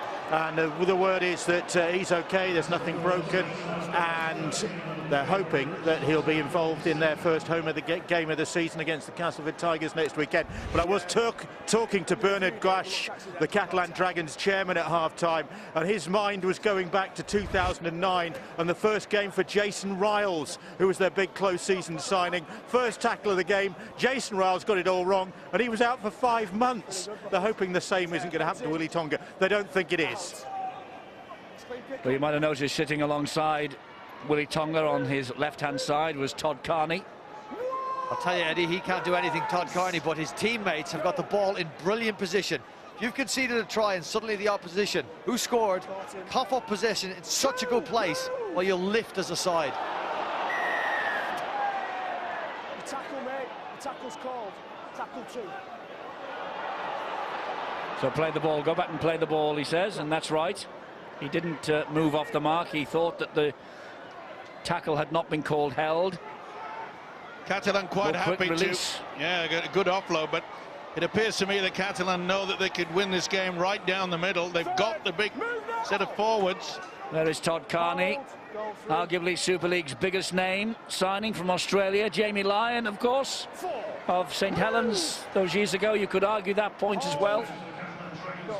That was a great tackle by Percival there. It had to be. Here's Lima. Once upon a time with the Wigan Warriors, a Lance Todd Trophy winner at Wembley, Jeff Lima. And that is the try line that St. Helens are defending. And Pelissier will pinch one again, He's lost it. He's dropped it. The referee had a very close look at this. Oh, he's dropped it, sadly. But it was a good run by Pelissier. Remember it. He foxed St. Helens. He's given no try. He wants the video referees to check the grounding. I think he's lost it. If he's given the green light here, Stuart, it will be his second try of the match, of course. It will, and I think this should be fairly straightforward. It's just a pure grounding situation. Has he kept hold of it? No. It looks like he's lost the ball there. Well, that'll be a great relief, because this guy foxed him in the first half, and he's lost control there. His hands come down the side of the ball. There's no contact with the ball as the ball hits the ground, so I think the referee's decision will be backed up here. Tries chalked off. The Pelissier over the line for the second time. I'll tell you what, after you've just conceded, to drop a ball over the line like that is shameful. That's right underneath the post. That's 6 points. There you go. When you're doing it so tough.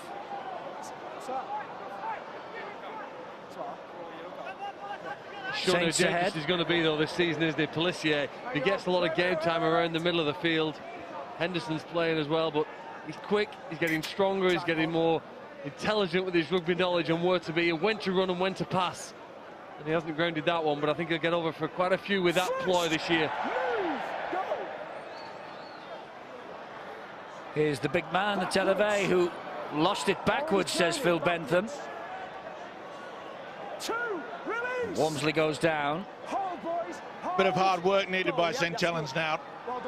just getting to a pretty good position, then get the kick and chase. Remember, in the opening 15 minutes, they really did apply that defensive pressure on the Catalan. Fair credit to them. They actually went in at half-time with the 1-point lead. Well, this match is still very much in the balance. There's plenty of time left for either side to win it. Wilkin with the left-footed kick, but straight to Escaré, who gives it to Vincent Duport. Well, that surprised me. Kicking early in the tackle count, not waiting until the last. If it would have been a good kick, yeah, I'd probably give him the praise, but look a little bit off colour. Great offload that by Taya. Found Escaré, but St Helens well aware of the danger that Morgan Escaré poses. There's a thought there that maybe Greg Richards was all over the top of Escaré. The Catalan Dragons were appealing. It is a point of it. Sorry. It is a point of difference for the Catalan Dragons, isn't it? That late offload. They, unlike many other sides in Super League, are prepared whatever part of the field to get their arms free and offload it to a Pelissier-type player, somebody with speed in the middle. Is another mistake, though. Yes, a knock-on was by Muniz. It was never on that. Fair credit to St Helens. They really put the pressure on. You can see that they had the numbers. Not the best pass. It wouldn't really be a St Helens game if we didn't give credit to James Roby for his efforts on the field. He's currently standing at 22 tackles more than the next highest tackler on the field. Roby has done 47, I should say. Josh Jones on 25. What an effort it is from that man, year in, year out. That's why he's always up near the very top when they're talking about man of steel contenders at the start of the season. That's a phenomenal effort, 50 minutes into the game, to have knocked up 47 tackles. You're spot on, Brian, but you know, I often wonder that his effort in defence, maybe it just jades his attacking game from time to time. Walmsley again with a little run, but Muniz halts that with the tackle. Roby and Wilkin, good hands. Burns, better hands to Greenwood. Good tackle by Pomeroy, needed too. Burns once more. Back it comes to Lomax. He's not going past Pelissier. They're appealing for a knock-on. Roby, Turner. Turner brought down on tackle number 5. Oh, they should have been penalised. Adam slips over. No, he's in touch. Touch judge's flag went straight up. Yeah, not much in it, but it was enough. Wait for the markers. It's only about a quarter of an inch there. I think an eighth of an inch. Either way, it was on the whitewash.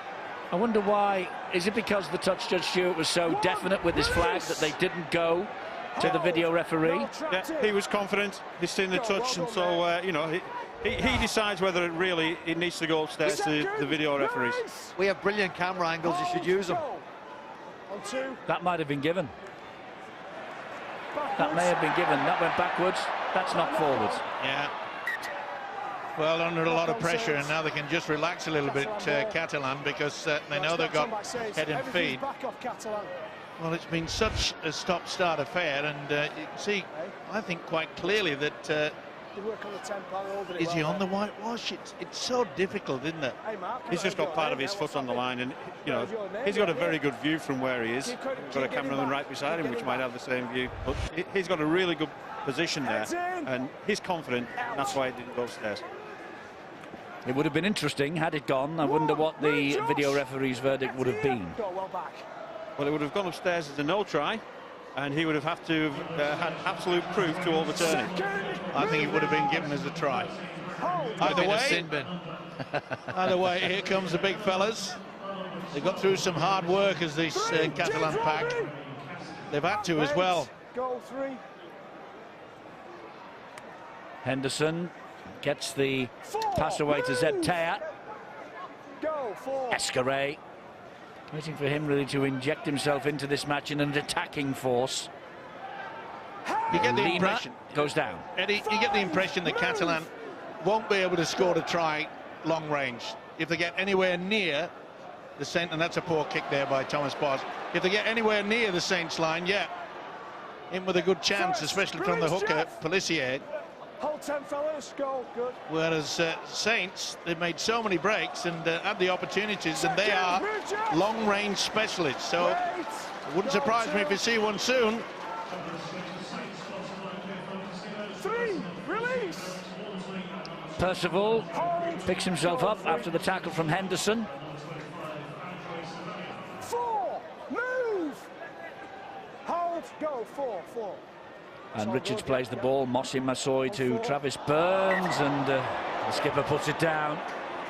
Well, St Helens aren't able to play the ball or play the game as quick as they did in the opening part of the first half. The accuracy now of the passing, the timings of the runs isn't quite as good. And I think it's going to be a low-scoring game at the end of this match. Catalans' defensive improvement. I go back 12 months. We saw them play at Hull opening game of last season. They conceded 36 points. They could score plenty, but they couldn't defend well enough. And in fact, the first 5 games that you said that they lost, they conceded 200 points in that losing streak. They were so porous in defence. Tonight, not that case. If they have a patience, they're going to get up and they're going to have a chance to get some points and possibly win this. The Dragons should be fresh. They made 154 tackles. St Helens at this stage 236. Dragons have had all the ball. More sets than St Helens as we presently stand. They should be relatively fresh in attack. 3, move. Just saw the 2 matches that we've got for you next week going through the bottom of the screen, and a new season of Boots and All starts on Wednesday, Sky Sports 2 at 8 o'clock. 8 o'clock on Wednesday.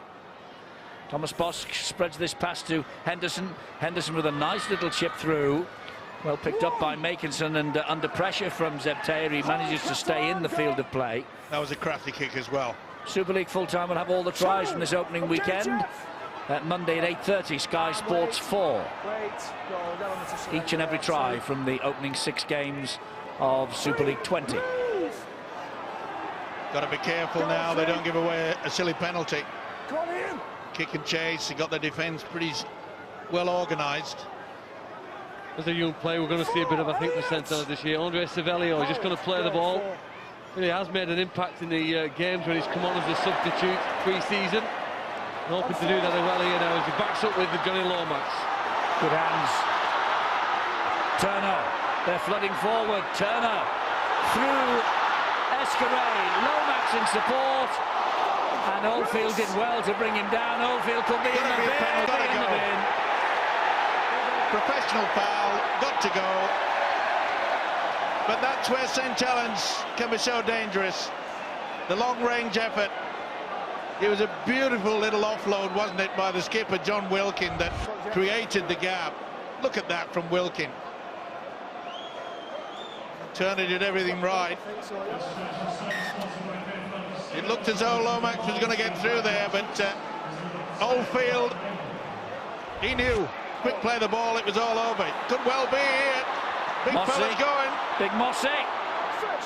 He's lost the ball. It's been taken out of his hands. Ian Henderson seemed to be all over this one. Yeah, no doubt about it.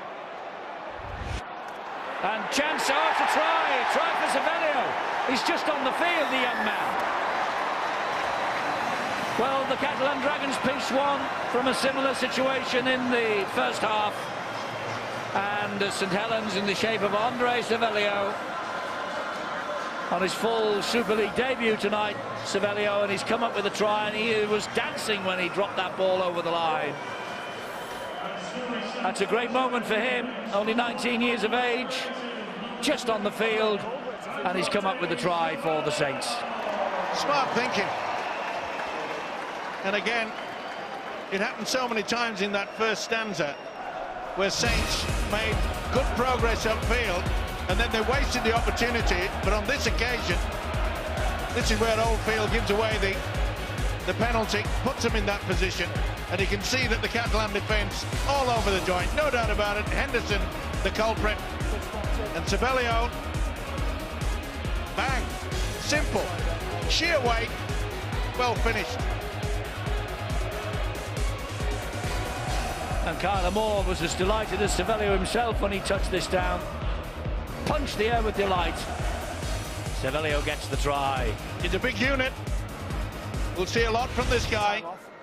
And you know, that's the one thing you can expect from Kieran Cunningham and Sean Long. The youngsters are going to get their chance this year, both Kieran and Sean and Mike Rush. Of course, they know the value of the young players they've got here. And here's one who has blossomed over the past few years himself, Tommy Makinson, only 23. There's half a dozen players in this St Helens side, aged 21 years and under. Makinson has missed with that conversion attempt. So it's not as convincing yet as it might be. 14-7. That could be a real opportunity for Catalan to fight back. 7 points is not a deficit that you say you can't get back, but good play by this youngster. Came on the angle. I get the impression he enjoyed that. 3 times he was a substitute in Super League last year. Former England under-16 and under-18s international. It has seemed a little stop-start at times, Eddie, in this game, but we've had some swings. Cast your mind back 10 minutes ago when Pelissier's dropped the ball over the line. St Helens at that time leading 10 points to 7. That would have pushed Catalan Dragons in front. 6 points, you would think. It was scored right underneath the post. Well, it would have been scored underneath the post. And now they trail by the 7 points. Second, move, Greg. And we've still got 20 minutes of the match remaining. You're concerned about Phil Clark tonight. It's 9:45. It's almost your bedtime, Phil, and you're going to still be here at Langtree Park. I've been waiting 4 months for the season to start. I'm fine. Just caught up, John. This is John Wilkin. Gets the pass away, and well, Josh Jones was going nowhere. Thomas Bosk Square, boys. Go for. and Elliot Whitehead seeing to that. With Cervello again. 5, Willie. Wrestled to the ground in the end by Anderson. Go dive in. Roby. 5. Outside, Wilkin. he's clear. And the kick almost got away from Escaré, but that was neat skill from the young full-back. Down to Bill. Yeah, in that build-up to that last St Helens try, there was a man down for the Catalan Dragons. It's Helens Pelissier who's had a really busy night for the Dragons. Could have had a couple of tries instead of the one he's just got, but he is down. It looked like really bad cramp. They took him straight off the field. They are working to try and get him back out there because, as I say, he's been a very busy figure for the Dragons this evening. Yeah, he's got him offside. That's good work by Ian Henderson. Realised that Mossa Masai had no chance of getting about the 10 metres. Watch this. This is real skill from Henderson. Got you. They've got a huge chance in this game, the Catalan Dragons. You suggest they need to, at the very least, get a kick at the end of this set. Get to the end of the set if you don't score. Put a kick in, put St Helens under pressure, but do not give the ball early in this set. Back to the St Helens side. Lima takes the ball forward again for the Dragons. 19 minutes remaining, only 7 points the difference. And Anderson. Oh, good hands from Bosk that, but forward. Forward, says the touch judge on this near side. Boy, you must have good eyes. It looked okay as far as I'm concerned. You know what, it's great though to see a team try something a little different.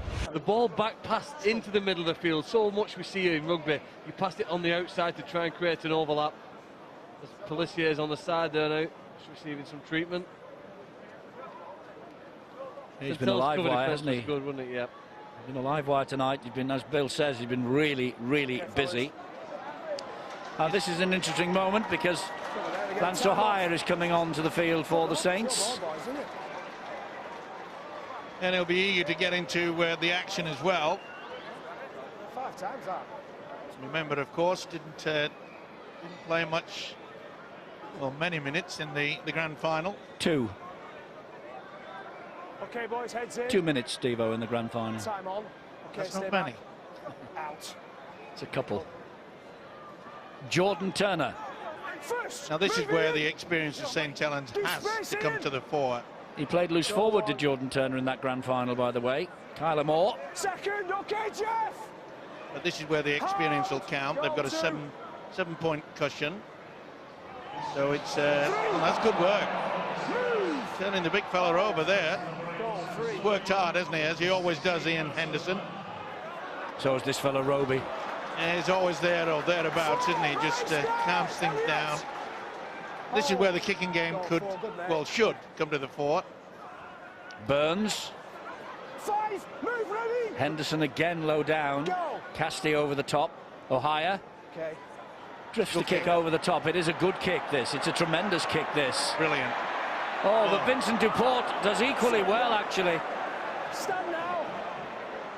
Go. That's one. great play by Off Duport. The foot. Off the foot. Okay, let's get it going.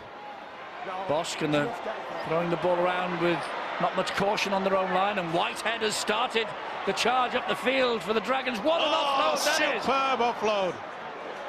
Zebter comes crashing to the ground on only the second tackle. Look at the ground they've made. Good work from James Roby. And Whitehead is down in back play. Got a crack on the back of the head, I think. There might have been a stray boot somewhere around there.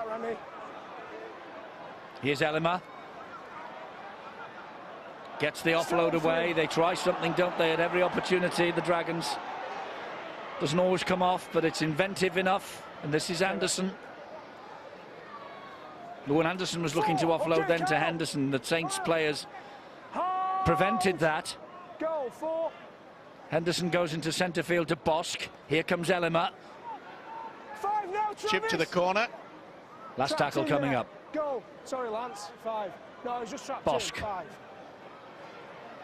Weighted kick, very well weighted kick. Makinson takes it over the line under pressure from Zebtea. Thanks, mate. Such an experienced player, isn't he, Thomas Bosch? You can see he had the backspin on it. It's applying the pressure, isn't it? That's what they need to do. Just turn the screw. Still down to 12 men, by the way, the Catalan Dragons. Michael Oldfield is still off the field in the sin bin. To be fair.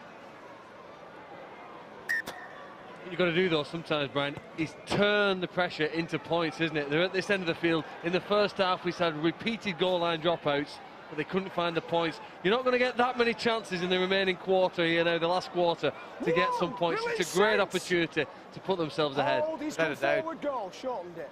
He's square. Here's Elima. 2, move. Into the 20-metre zone on the Good second run as tackle. well. Goal thrashing. Another 2, great tackle from thrashing Roby. out of it, 2. Casti wants to make sure his return to the Dragons Goal 3. is punctuated by a victory.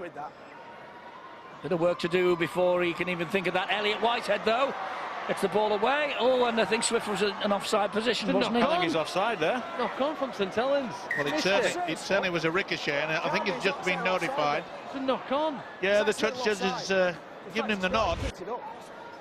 Watch. He's come off Saint's foot. It's a knock on there from Adam Swift, and there's another one.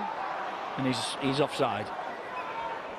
Definitely comes from an offside position. Knock on, either way. Great, boys. Well, they got it right. Picks it up in front, John, yeah. Swift is offside. He picked it up in front of the player that his legs came off. Here you go, Dragons. Lauren Frayson, who appealed for that and got it. Move now. Now will Henderson go on a solo? Hold. They got numbers on the left. 5 St Helens stacked up on the wrong side. And here they go down that left-hand side. They've got the man on the overlap wide. Oh, and a chance for Garcia. The referee shouted held. Hold. Boy, that was great cover defence, though, by St Helens. It was, and they had the man on the overlap, and he's lost it, or has he lost it, or was it pulled out? He's knocked on. Another great tackle from James Roby. The workload from this man is incredible.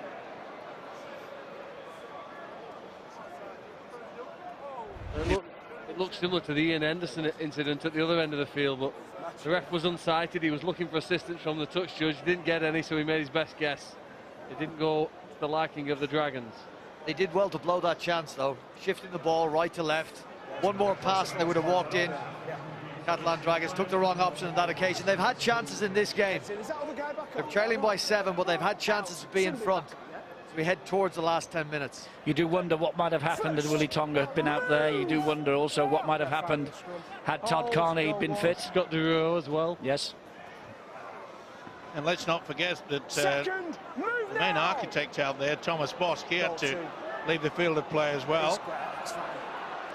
He's back there now, though, of course, and has been for a long time, number 14. A good play by Lance Ohio. Roby with a punt downfield to get St Helens out of there. Escaray collected. Well, that surprised me. They kicked on the third. They're leading by 7 points. They've got the trying to get into a catch-up situation. Another couple of drives and then just kick right into the corner. Louis Anderson has been receiving treatment upfield. He's just making his way back behind the ball. You just saw him go through the screen there. Picking up quite a few knocks and bumps and bruises in this opening night, the Dragons. Goal 3. Henderson to Elima. 4. Move! That ball's come out. And it's a knock-on, which won't please Olivier again. He's been having a verbal battle with the referee all night and with some of the Saints players. Yeah, he's diving forward, milking. That's why he lost the ball. You know what it is, a test of this is concentration. If you think it's a game longer than the players normally play, they've warmed up for half an hour before that. You really got to be able to concentrate for a long period of time, because in the last 10 minutes, this game could be won or lost. I know the Dragons need to score twice. They're capable of that. We've seen that 3 years ago on this ground. Was it 3 tries in almost the last 10 or 12 minutes? We're 26-8 down at that point. So with their style of football and their philosophy, they've nothing to lose, have they, with the scoreboard? They'll take chances. And you mentioned earlier, Phil, that Catalan Dragons have had a few tough calls on this ground over the past couple of years. I think that might have been another one from Phil Bentham on Olivier Elima. He couldn't get up and play the ball. Roby was all over his back. He didn't move forward. He didn't dive forward, as Phil Bentham said. Savelio, Wilkin, kick over the top. The chase is on. Oldfield returning from the sin bin, gets to it. Swift gets to him. What a brilliant kick and chase. Go first. Just over 10 minutes left in the game. Look at the St Helens line. This has been suggested what Kieran Cunningham has brought into the side. This intense speed of line for as much of the game as you possibly can. It strangles you when you're trying to bring the ball off your own line. Well, we just saw James Roby come up with number 60, yeah? 6-0 on the tackle count. What an effort from that guy tonight. 5, release now. Yeah, not much changes as far as he is concerned, does it? Unbelievable at it today. 60 tackles in a game of rugby league. Is there a discernible difference you've noticed from the Nathan Brown St Helens of last year and the Kieran Cunningham style of 2015? I think it's difficult to assess that. I think you've got to get 4 to 5 games under the belt, because this has been a real stop-start affair. But the one thing that has come across is that both these sides are very strong in defence. You got to remember as well, Nathan Brown, he did so well in patching that team together, and creating a game plan that suited the players he had available to him. Ultimately led them to grand final victory at Old Trafford, but that was a remarkable feat of coaching by him. And he's back in the game, isn't he, with Melbourne Storm in the NRL. He's a coaching consultant, a scout for the Melbourne Storm. I think he's going to be based in Sydney, but he's on the books. 10 here, Lance. It's a smart move, isn't it? Very smart to bring the talented coach. Well, this territorial control that John Wilkins just put in again there with that kick, that's what helped St Helens at the back end of last season in the playoff games. They might not have had the attacking brilliance of some of the sides, but territorially they control where the game was played, and they made it virtually impossible for opponents to score. Sometimes it is as simple as that. Let's go down to the sideline and Bill. It's been a long game, this has, and it has also been a real battle of attrition. And even in this first game, these two sides are going to go away from it with 1 or 2 bumps and bruises, and might have 1 or 2 problems ahead of next week. Willie Owonti for the Catalan Dragons, with Willie Tonga wondering whether he's going to be making his home debut for their game against the Castleford Tigers. And John Wilkin has hobbled through this second half virtually for his team, the Saints captain. He looks as though he's got some sort of calf problem. He has carried on despite that, had repeated visits from the physio, but obviously wanting to lead from the front out there. So there are going to be some bumps and bruises after this one. And we will see both of those games involving Saints and the Catalan Dragons on Sky Sports Live next week. Saints are at Salford, and on the Saturday the Catalan Dragons play their first home game of 2015 against the Castleford Tigers. 3 matches for you next week: Wigan, Huddersfield next Friday.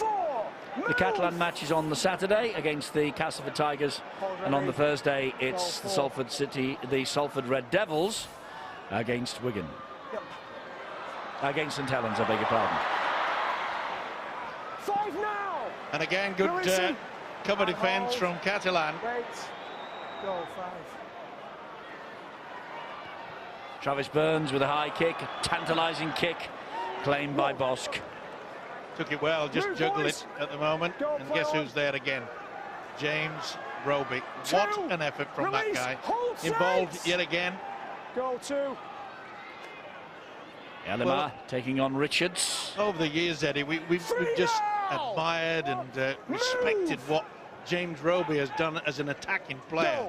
But what he's achieved tonight is just unbelievable. 4. Release. Well, the Dragons have had lots of penalties in this game, Eddie. I think it's 10 altogether, but they'll be desperate for another one because they just can't get out of their own half, can they, in possession. Brilliant effort from St Helens with the defence. They tried a risky play on the last one, and they've almost sacked the quarterback and turned a turnover. 5. Still the last. They're running this. Not anymore, they're not. Pomeroy just pumps it downfield over the head of Lomax. No pressure on him, so he's able to pick the ball up. And Kieran Cunningham will be very, very happy with quite a few aspects about his St Helens side tonight. I think that we've seen enough from Johnny Lomax to say that he's well and truly getting back into the swing of things. Turner, Percival, Makinson and Swift, they've all done the hard work, but I think he'll give a lot of praise to the two prop forwards, Alex Walmsley and Kyle Amor. They really have worked hard, and there he goes. What a player. Well, he's knocking them about all over the place, and he's going up the middle, and he's playing the ball to Ohio, who gives it then to Burns, gives it then to Lomax. It goes wide to Percival. Here's Makinson. There's the match for Saints. Kieran Cunningham with a little clenched fist and takes the congratulations of his assistant Sean Long. And Tommy Makinson's try will wrap up the points for St Helens. First try of the season, of course, for Makinson. 29 tries in 31 appearances last year. It was his best year in the business. What an effort from James Roby. Not the best defence. It took a while before someone realised you've got to go down for the legs. But it was always about getting the numbers. And as I said, Johnny Lomax has linked into the three-quarter line pretty effectively tonight. He's been involved in nearly all of the tries that Saints have scored. And this was a nice finish. He knows the way to the line, this youngster. Yes, Makinson's try. They've won 14 of 19 first-round matches in Super League before tonight. Make that 15 out of 20 now. It's not a bad opening right record, is it? And Mark Percival now will take over the goal-kicking duties. Percival, who got 3 from 3 in the grand final victory on his 30th St Helens appearance tonight. Mark Percival. And Eamon McManus, the chairman, leading the applause for Kyle Amor as he comes off the field and substituted late on in this match. Well, I suppose they'd want to win because is it 2 weeks' time we're back here for the big game against South Sydney, and the chairman and the club have put a massive effort into building this stadium, building the brand, building the club back to its great self, and on the back of that success at the grand final, they've now got an opportunity to take on South Sydney and be crowned the world club champions. It would be a fantastic achievement when one considers just how many setbacks they suffered last year with injury. Yeah, they've done it twice before. Eamon would like to make it for the third time. And what a start it would be for Kieran Cunningham's coaching career to lead them to the World Club crown. It's a massive, massive challenge they face, though, against South Sydney. And Russell Crowe will be here for that match amongst the crowd of 18,000. And Percival has missed. 18-7. It's been a real battle, though, hasn't it? And an elongated battle because of those lengthy stoppages for injury in the first half. It's all about spreading the defence, and I keep mentioning the fact that Johnny Lomax is getting into the swing of things. He really knows how to inject himself into that three-quarter line, and why wouldn't you when you've got the likes of Makinson, Turner, Percival and Swift? Got plenty of speed out there.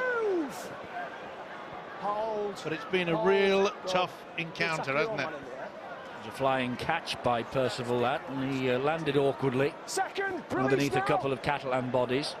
I think all the other Super League teams are going to be fully aware that whoever they play, be it Catalan or Saints, it's going to be a tough encounter.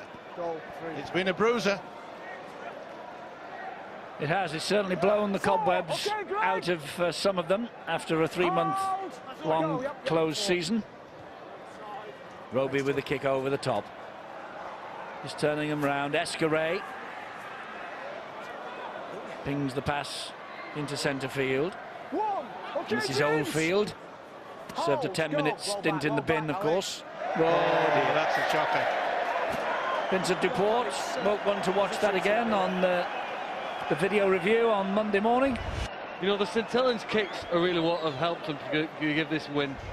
The game control in the final 20 minutes, really, of where the match has been played has been exemplary. Generally, teams kick less accurately at the end of the game because players get tired and concentration slips. But the way they've kicked the ball and turned the ball over to the opponents, then when their opponents make a mistake, they're at the right end of the field and the game's won. I agree with you there, Phil, because we mentioned with about, 15 minutes to go that the experience has to come to the fore, and we've seen that from the kicks from John Wilkin, and we saw that last one from James Roby. So there are many aspects for the new coach Kieran Cunningham to be very pleased about. The away form, the away drought for the Catalan Dragons will be a concern for everyone in Perpignan. Mentioned earlier on, they only won 3 away from home and they drew 1. In the playoffs, though, they beat Leeds at Headingley and Huddersfield, both of them away from home. So they can produce, and they've done well here tonight in defeat. It's been a battling performance from them. When you consider the adversity they suffered in the first half. Mossy Massoy took not very kindly to everything that was going on there, and Olivier Elimar. Well, it's all handbags. So Mossy seems to have lost the plot slightly. Calm down, son. He wants a piece of Olivier. Not only that, I think he wants a piece of Alex Walmsley by the look of things. Alex is saying, come on, son. Alex Walmsley, by the way, we'll be looking forward to the World Club Challenge against 2 other Dewsbury-born players, George and Tom Burgess, when they come here. Here we go. Push and a shove, and then Mossy just saw the red rag. There's people underneath all that. Ian Henderson rolls out of the way.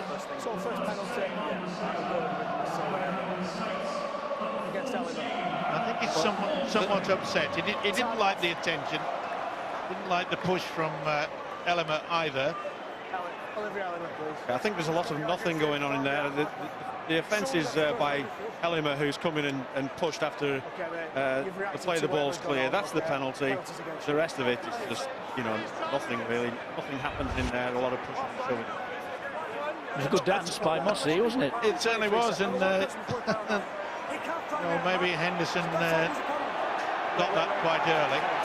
And Henderson is saying he can't throw me on my back. That's what started all the trouble. Here goes Walmsley. Gets to the line. He's had a fine game, this prop forward. So is his partner in crime, Kyle Amor. O'Hire, Lance O'Hire, halted short. Oh, a few elbows thrown in. Here's another one. Here's another penalty coming. 3 seconds to go. Alex, score. Well, last night ended in a little bit of controversy, and tonight is ending in something similar.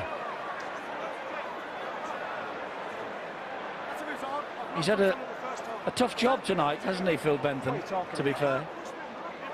Well, I think it's been a difficult game for him to handle, but you know, he's a really good, experienced referee, and you can see he's very calm in the way he's dealing with things there. With the fullback. Okay. I've obviously not got the angle where he's running, but there's definitely contact. There's contact with him. I'll go with that. I'm going to give the penalty there. Yeah. Okay. James. The lead runner's made contact. Yeah. We're not totally sure who's gone to who, but it looks like. Well, all this is going on, and it didn't seem that way to us. Happy birthday to two of my grandchildren, Holly and Contact Archie. from the lead runner. It's a penalty birthday to today. Well done, Steve-O. Both have the birthday on the same day, do they? Okay. They do. Wow. Well, the ball has been thrown from the Saints fans. Direct hit. The Saints player actually threw it up in the air. I don't think it was the greatest degree of sportsmanship, but Remy Casti seems all right. That's game over. That's it. Game over. I think the Catalan Dragons will go home feeling a little disgruntled by the turn of events tonight. You have to wonder, as I said earlier, what would have happened with Tonga, with Duro, with Todd Carney. But St Helens can only beat what's in front of them, and that's exactly what they've done tonight. And they've won by 18 points to 7. They were 6-7 down at half-time, so that means, of course, they kept the Dragons pointless in the second half. They ran 3 tries in themselves from Turner, Savelio and Makinson. 18-7 final score. Guess who's the man of the match? Mr. Perpetual Motion with Bill.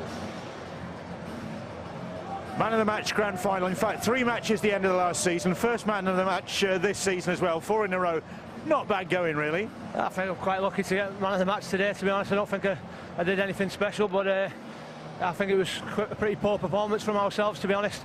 You know, we were our own worst enemy, never completed any sets, and you know, we did a hell of a lot of defending, and obviously took a lot of energy out of us. It's a very disjointed game, wasn't it? Virtually, obviously, with Willie Tonga going down and that long stoppage. But that sort of set the pattern. Yeah, it was, like I say, from straight from the start, unfortunately there was that stoppage. Hope he's all right, and you know, it was the key for the game, wasn't it? It was just scrappy and stop-start. Probably wasn't the best game for the Speckies at home to watch, but I suppose we're off the mark with a win, and that's all we're bothered about. It's 10 past 10. Do you get overtime? No, we should do, shouldn't we? But you have beaten one of the sides who are tipped to be one of the contenders. However you've beaten them, it's significant. Yeah, it was a very tough game. You know, obviously they've lost Willie Tonga, Todd Carney didn't play. You know, they're a class team, a very tough team to play against, and you know, I'm sure we'll be feeling it tomorrow. Well done tonight, Jeff. Thank you. Remy Casti is back with the Catalan Dragons from Australia. First of all, good to be back home. Yeah, good to be back home. Good to be back in Super League. I think we play well in first half. We compete against them. We stick to the plan, but in second half we lose the momentum of the game, change, and finally we are not enough disciplined to win the game. But I mean, you lost Willie Tonga first minute. Thomas was off for 15 minutes. It was going to be difficult. Yeah, we know that. We know we lost Todd as well during the week, and but we stay together. We stick together, and we work hard to defend against a good team. Remy, good to see you again. Good luck. Thanks. Bye. Yes, it is Remy Casti, 30 years old. It was his birthday yesterday, but he didn't get a birthday present here, did he? He got a shiner for his trip across the channel, his first one back in Super League, and he goes home empty-handed in terms of points. St Helens, the champions, up and running with a victory. Kieran Cunningham's first. How many more to follow?